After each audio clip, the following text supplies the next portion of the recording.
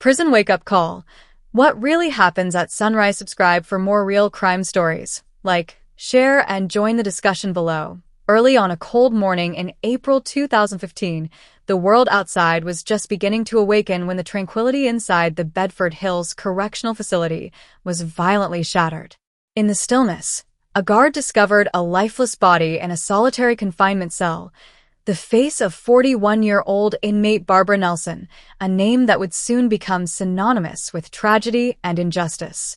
Her death sent shockwaves through the prison system and the surrounding community, revealing a web of neglect, fear, and unanswered questions.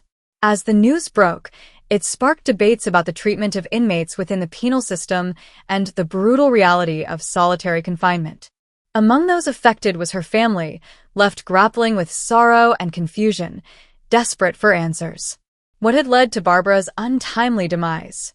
Had she been the victim of a systemic lapse in care, or was there something darker at play? Without warning, that sense of urgency and raw emotion was palpable as investigators combed through the grim details of her life. As the authorities began their inquiries, whispers of a troubling pattern surfaced, friends and family members coming forward to share their insights about Barbara's struggles and her life in prison. The question lingered: could her death have been prevented? This was just the beginning of a harrowing journey towards uncovering the truth. To understand what went horribly wrong that chilling morning, we must first explore the life of Barbara Nelson, the woman behind the headlines and the circumstances that led her to become a part of a broken justice system. Barbara Nelson was not always defined by her incarceration. Born and raised in the heart of Brooklyn, New York, she was known for her vibrant personality and warmth that attracted those around her. Like many, Barbara faced struggles throughout her life. The challenges began to pile up when she found herself in the grips of addiction, which would eventually lead to her being charged with drug-related offenses. For Barbara, each mistake compounded the last, leading her down a treacherous path that resulted in her imprisonment. While incarcerated at Bedford Hills, a facility known for housing women with complex needs, Barbara fought to regain control of her life. She participated in programs aimed at rehabilitation, hoping to conquer her addiction and reconnect with her two children. However, the prison environment, with its oppressive atmosphere and scarce resources, made recovery an uphill battle. Her family, particularly her sister Linda, remained hopeful and supportive, visiting her whenever possible.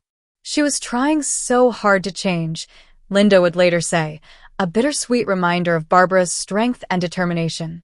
But as Barbara battled her demons, the prison system was far from supportive. Inmates often faced inadequate mental health care, and Barbara was no exception.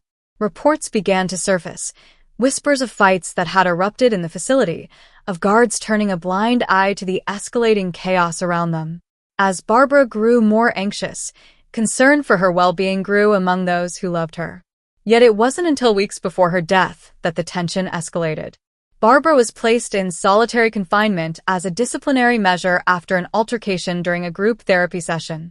While the prison touted this as a necessary step for safety, it proved to be a catastrophic decision. Family members expressed worry about this punishment, highlighting that isolation often aggravated existing mental health issues. Just days before that fateful morning, Barbara reached out for help, expressing feelings of despair and hopelessness in letters to her sister. "I'm scared, Linda," she wrote, her words a haunting premonition of what was to come. Little did anyone know, isolation would lead to tragedy, and the waking moments of that April day would forever change the lives of those waiting outside the prison walls. As the hours passed in the investigation following Barbara's death, revelations began to surface. Interviews with inmates and staff grew increasingly troubling, revealing a harrowing culture of abuse and neglect that had been ignored for far too long. The investigation into Barbara Nelson's death intensified as authorities sought answers. For her family, every moment spent waiting for updates felt like an eternity, each unanswered ringing phone amplifying their anguish. Meanwhile, as the days passed, investigators delved into the circumstances surrounding Barbara's final days, uncovering disturbing accounts from inmates in the same unit. One inmate, Aisha, recalled hearing Barbara's cries echoing through the halls during her time in solitary. She was always yelling for help, she said, her voice raw with emotion. Guards, however, dismissed the pleas as nothing more than typical outbursts from a troubled inmate. As her isolation deepened, so did Barbara's despair, leaving the family reeling from the neglect that had seemingly led to her death.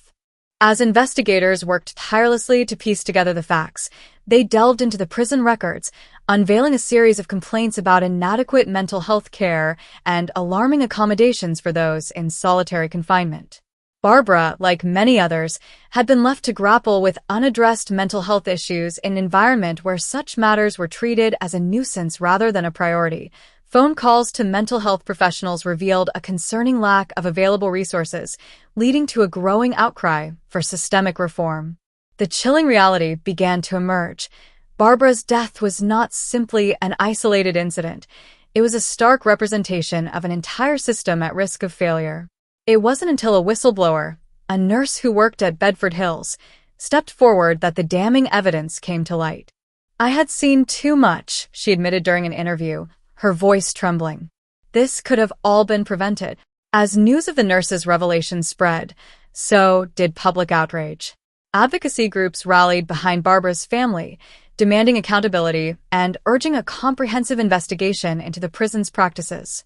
What was once a quiet prison community quickly became the epicenter of a passionate movement for change. Tensions peaked as the community called for reform, igniting a larger conversation about the treatment of inmates, especially women, within the American prison system. Would justice finally be served for Barbara Nelson, or would her tragic story fade into the background, overshadowed by a culture of silence? With the ongoing investigation promising to shed light on the bleak treatment of inmates and the circumstances surrounding Barbara's death, the urgency for reform became more palpable than ever. AS demanding voices echoed in the halls of justice, standing against a tide of systemic neglect.